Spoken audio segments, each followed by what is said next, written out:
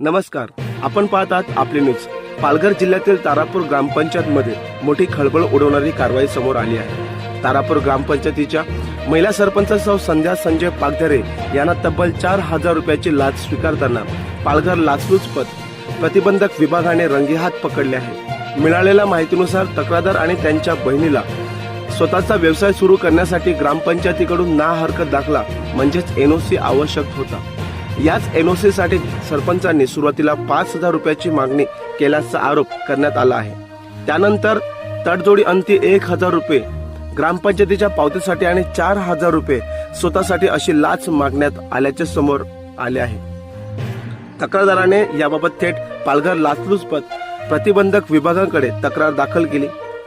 तक्रारीची खातरजमा झाल्यानंतर एसीबीच्या पथकाने तारापूर ग्रामपंचायत कार्यालयात सापळा रचला आणि 4,000 रुपयांची लाच स्वीकारताना महिला सरपंचांना रंगेहात पकडण्यात आले। या प्रकरणी तारापूर पोलीस ठाण्यात भ्रष्टाचार प्रतिबंधक कायदा 1988 सुधारित अधिनियम 2018 अंतर्गत कलम 7 प्रमाणे गुन्हा दाखल करण्याची प्रक्रिया सुरू करण्यात आली आहे। सरकारी पदाचा गैरवापर करून लाच मागणे आणि स्वीकारणे हा गंभीर गुन्हा मानला जातो।